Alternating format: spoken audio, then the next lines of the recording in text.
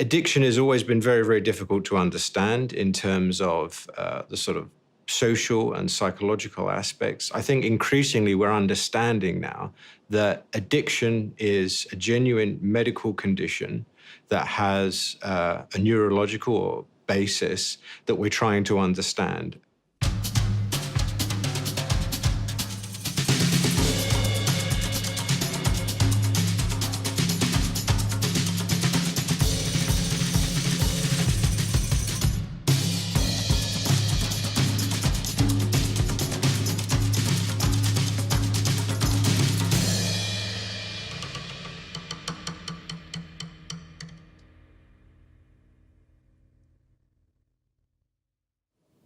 No other country on earth has poker machines in every corner, in bars, in clubs, in pubs, places where people go to congregate. What we also see as a consequence of that is elevated rates of all sorts of problems. So that includes poverty of children, neglect of children, physical violence against intimate partners, lots of crime. A lot of Australian parents have well-intended behaviours which they don't realise are actually sending the wrong message to their child. Parents think that by providing their young person at home with a sip of their wine at the dining table, that's a good way to introduce alcohol and to teach them to drink responsibly. I think for some people, food is an addiction. Addiction centres in your brain sit very, very close to your appetite centres. And so there is a real crossover between addiction and this disease state. And if food is what it is that you turn to in that situation, if that's the way you're wired, then it's very difficult because you're surrounded by food every day. I think there are probably many, many pathways of why individuals come to addiction. From a scientific perspective, often a lot of those things that we do in the environment that affect us, they tend to change one of a few systems that we have in terms of our psychology and our brain. I started drinking at 13 and I just fell for it like a lemming off a cliff. It was quite fetishistic, really. I remember going to my dad's drinks cabinet and the sounds that the bottles would make, the heavy bottles as you scrape them off the shelf, and the smell of the wood and the varnish. And it was very available to me because my dad's quite a heavy drinker, so I thought he's never going to notice. If they only realised that their behaviours are inadvertently reinforcing that alcohol use is fine to their child. So that's what I'm hoping, that the response as a nation, beyond changes in tax, changes in alcohol costs and charges associated, is actually at the individual family level, equipping the community with the strategies and the tips that are required to tackle this issue earlier on. There came a point where I realised this just can't go on anymore. And in the run-up to that point, in the years running up to it, I would think to myself, you really need to stop drinking. But it wasn't a serious thing because I thought, how can you? How do you shape your life without alcohol in it? It just seems ridiculous. I think it's very clear that research supports the notion that these patients have actually been susceptible to a transition in their brain that essentially goes from behaviour of choice to a habitual behaviour that they have much less control over.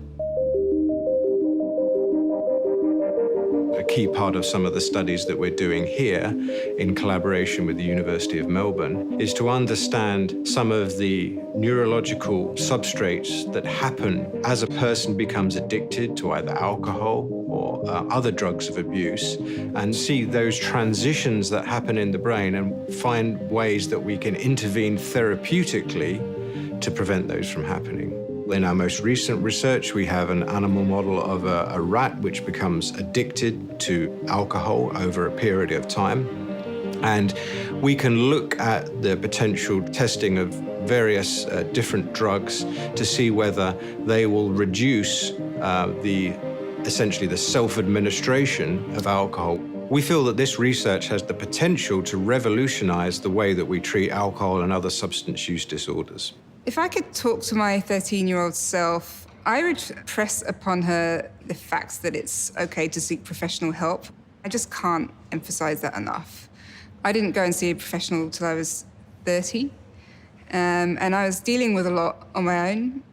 I suppose that women in particular tell ourselves that our problems aren't important enough to seek help, and that was certainly the case for me. Turning Point's a national addiction treatment research and training centre. Every year we have over 100,000 people call our helplines. We have 500,000 people come through our online services, around 6,000 to 7,000 people actually seeking counselling online with our counsellors 24/7. And we have about 5,500 people coming through our clinical services. Treatment does work. People have really good outcomes, in fact, better outcomes than for other chronic health conditions such as heart disease and asthma.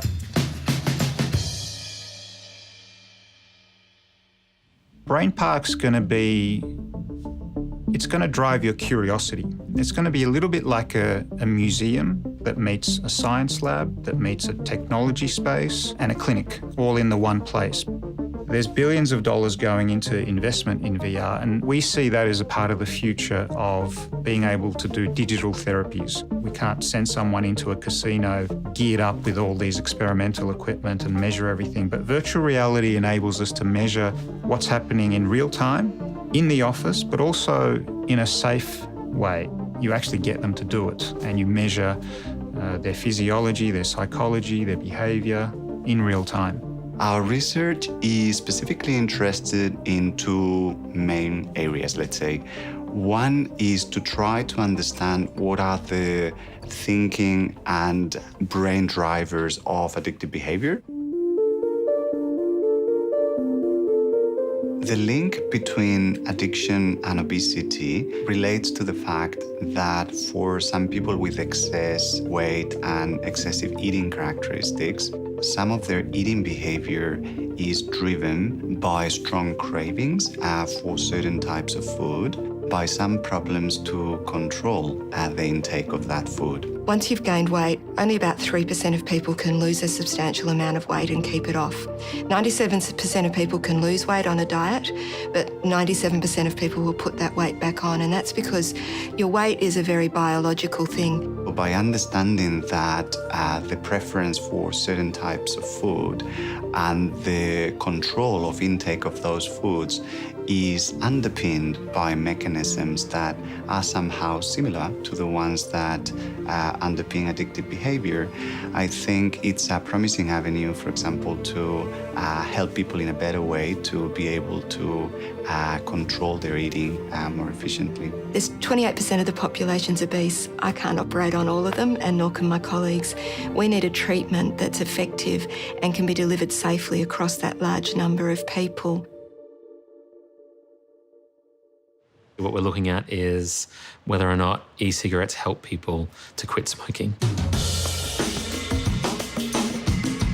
There's a lot of controversy around e-cigarettes, and I suppose in some ways we need more evidence about whether or not e-cigarettes are an effective mean to get people to quit smoking compared to our alternatives. In this trial, we're kind of exploring the quitting aspect, and we need a lot more long-term evidence to work out how harmful are e-cigarettes themselves. The tobacco industry appeared to be invincible 50 years ago. Now, it took a long time and a lot of work by a lot of researchers in the public health sphere, but eventually we learnt the tricks of their trade. We learnt how they do what they do. One of the key areas in which the gambling industry influences policy is by having a stranglehold on some gambling researchers. So some of the world's leading gambling researchers, including a number of Australians, are very closely linked to the gambling industry. Now, all of these tricks we know have been undertaken in the past by the tobacco industry, by the alcohol industry still. And the gambling industry is continuing in that tradition. We've been trying to unpack how the machines work, how they do what they do, why they are so successful at getting people addicted. Of course, the industry has not been very good at sharing that sort of knowledge. So I ended up being able to buy a machine because a generous benefactor provided us with a donation. We we've now been able to produce a report for the Australian Government's Gambling Research Centre, which outlines how machines work, what we call the structural characteristics of them. And if we know how they work, we're in a good position where we can say, well, this feature shouldn't occur because it unnecessarily adds to the addictive potential of the machine. There's often almost a decade or longer from when somebody starts developing problems with alcohol and drugs or gambling before they seek help, and that's an awful long time. And the reason people aren't seeking help is because, first of all, they don't believe that it's a real issue, so there's a big community concern around it not being real.